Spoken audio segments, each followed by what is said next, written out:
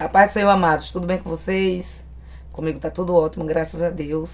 Vocês passaram bem Natal? Espero que sim. O meu foi maravilhoso, graças a Deus.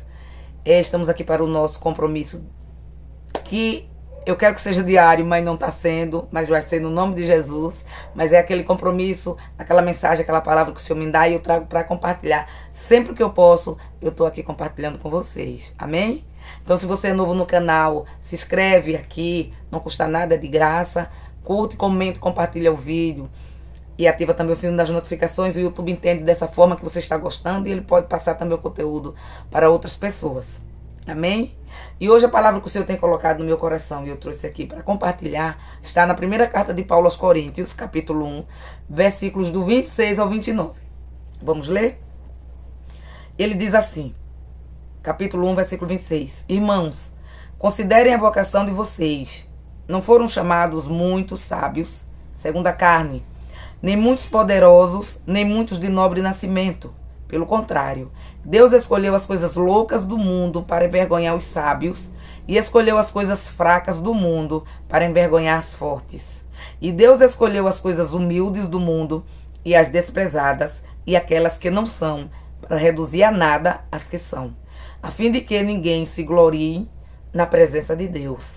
Amém? Graças a Deus. Então, nós vemos Paulo aqui falando isso para nós que somos cristãos, fala muito aos nossos corações. O que é que ele quer dizer? Cada um fique na vocação que foi chamado. Deus, ele trabalha da forma que ele quer. O ser humano, ele nunca vai poder entender o trabalhar do Senhor, porque Deus, ele não nos dá explicação. Ele faz da maneira que ele quer. Então, quando diz que ele escolheu as coisas loucas, são as coisas loucas para o mundo. Aquilo que o mundo olha e não dá valor, não valoriza, acha que não serve, são essas que Deus pega e usa para confundir aqueles que acham que são alguma coisa. Ou seja, Deus, ele atenta para o seu coração, para o meu coração. Ele atenta para a vontade do nosso coração. Ele nos conhece por dentro e por fora, enquanto que o homem apenas conhece o nosso exterior, aquilo que ele vê. Então, uma pessoa que conhece apenas o que vê não pode fazer um julgamento preciso, mas Deus pode. Aí a pessoa, quando quer se achar muita coisa, porque muitas vezes estudou muito, porque tem um conhecimento amplo, porque é alguém muito letrado, porque é alguém às vezes de uma família importante, porque é alguém que tem um cargo grande na igreja, se acha melhor do que os outros, que Deus vai usá-lo e não usar aquele outro que é menor, que é pequeno, que não tem um estudo tão grande assim, que você olha, não dá nada por ele.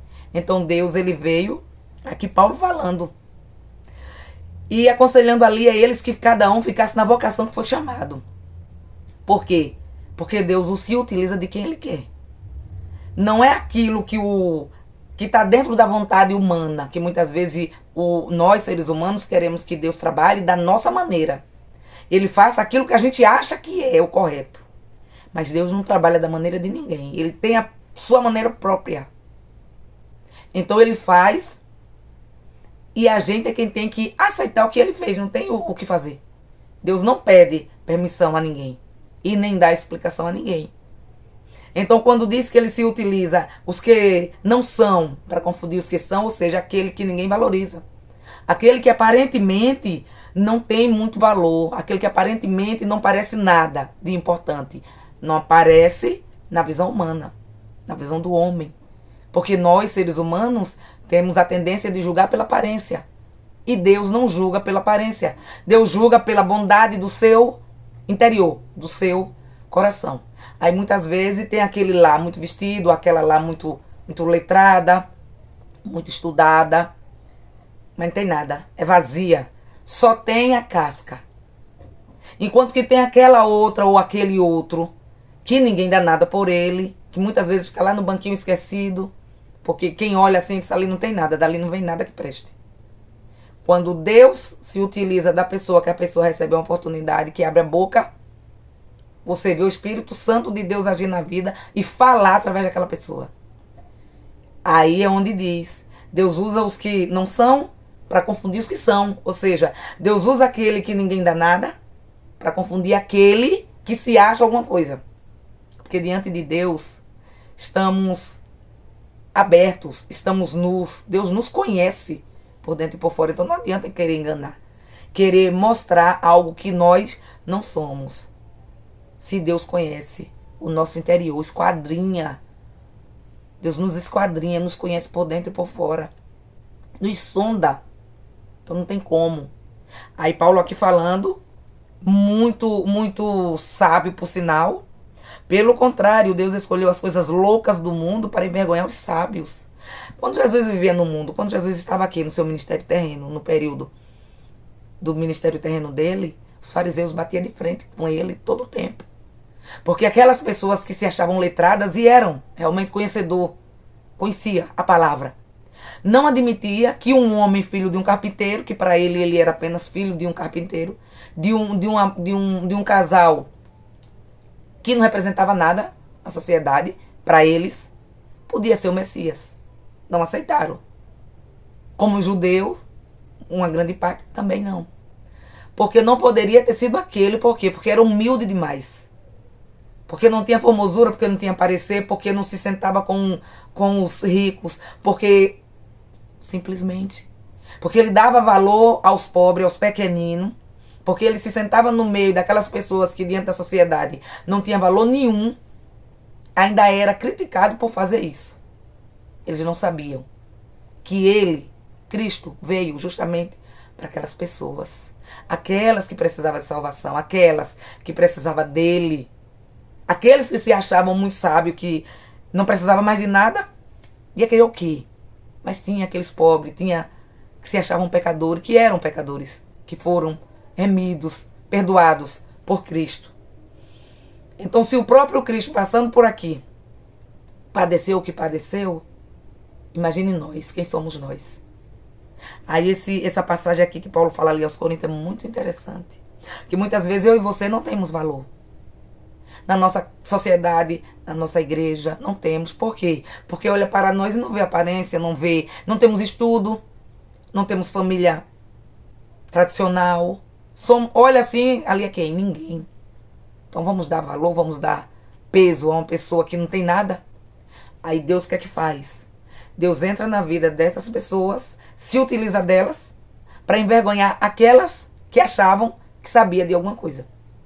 E aí dá aquele nó na cabeça do desavisado e as pessoas ficam sem entender como é que Deus trabalha e nunca vão entender.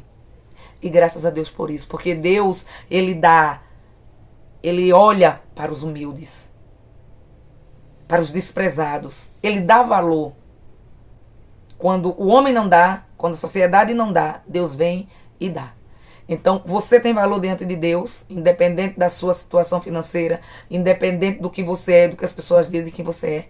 Você tem valor diante de Deus. Se seu coração é humilde, você tem muito valor diante de Deus. Não estou dizendo que você não pode ser uma pessoa de uma aparência bonita, uma pessoa letrada, uma pessoa de posse e não ter um coração bom. Você pode ter tudo isso. Graças a Deus que você tenha tudo isso. Deus vai usar você também. Seu coração. O que eu estou falando aqui é aquele que só tem a casca. Mas o coração é podre. E como Deus conhece, rejeita.